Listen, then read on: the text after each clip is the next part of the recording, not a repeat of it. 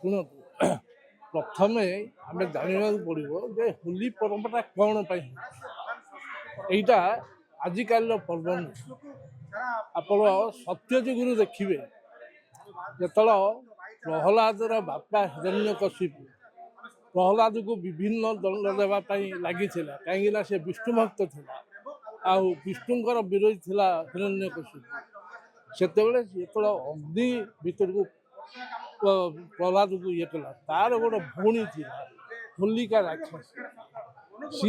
ସେ ଅଗ୍ନି ଭିତରେ ପ୍ରହ୍ଲାଦକୁ ଧରି ବସିଲା ଅଗ୍ନି ଜଳୁ, କିନ୍ତୁ ସିଏ ଓମ୍ ନମ ଭଗବତେ ବାସୁଦେବା ଭଜନ କରି ପ୍ରହ୍ଲାଦ ନିଆଁ ଲିଭିଲା ବେଳକୁ ସିଏ ପ୍ରହ୍ଲାଦ ବଞ୍ଚିଛି, ତାର ଭଉଣୀ ମରିଯାଇଛି।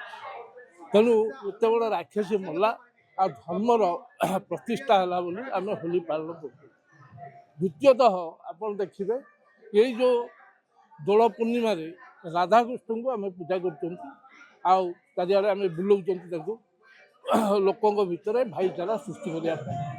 ଆଉ ଏଇ ଦୋଳ ପୂର୍ଣ୍ଣିମା ବାସି ଦିନ ରାଧାକୃଷ୍ଣ ତାଙ୍କର ସଖୀମାନେ ସମସ୍ତେ ହୋଲି ଖେଳୁଛନ୍ତି, ବୁଝିଲେ, ରଙ୍ଗ ଲଗାଲଗି ହେଇ କରୁଥିଲେ। ତାପରେ ଯଦି ଆମେ ଆଉ ଗୋଟେ କାରଣ ଦେଖିବା, ବର୍ତ୍ତମାନ ବିଭିନ୍ନ ପ୍ରକାର ସାବୁନ ସାପ ବିଭିନ୍ନ ପ୍ରକାର ବାହାରି ପଡ଼ିଲା, ଆଗରୁ ଏସବୁ କିଛି ନଥିଲା। ତେଣୁ ଆଗରୁ କ'ଣ ହେଉଥିଲା, ପ୍ରକୃତରେ ଅବିର ଯେଉଁଟା ସେଇଟା ଦୋଳରେ ରାଧାକୃଷ୍ଣଙ୍କୁ ନେଉଥିଲେ, ଗାଁରେ ସବୁ ବୁଲିକିରି ସେମାନଙ୍କ ମୁଣ୍ଡରେ ଆଉ ଯେଉଁମାନେ ମାନେ ମାନ୍ୟଗଣ୍ୟ ବ୍ୟକ୍ତି ତାଙ୍କ ପାଦରେ ଏ ଯାହା ଲଗାଉଥିଲେ।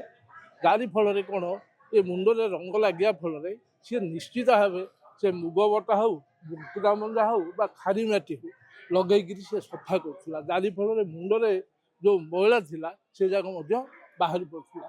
ଏଇଟା ଯେଉଁ ପ୍ରତ୍ୟେକ ଗାଁରେ ଦୋଳ ପୂର୍ଣ୍ଣିମା ମାନେ ଫଗୁ ଦଶମୀଠୁ ଆରମ୍ଭ ହେଉଥିଲା। ଏ ଯେଉଁ ଫଗୁ ଖେଳ ଫଗୁ ଦଶମୀଠୁ ଏ ଯେଉଁ 5-6 ଦିନ ଧରିକିରି ଇଏ ହେଉଥିଲା, ଆଉ ପ୍ରତ୍ୟେକଙ୍କ ସାଙ୍ଗରେ ପ୍ରତ୍ୟେକ ମିଶୁଥିଲେ ଆଉ ଭାଇଚାରାର ସମୃଦ୍ଧି ଘଟୁଥିଲା।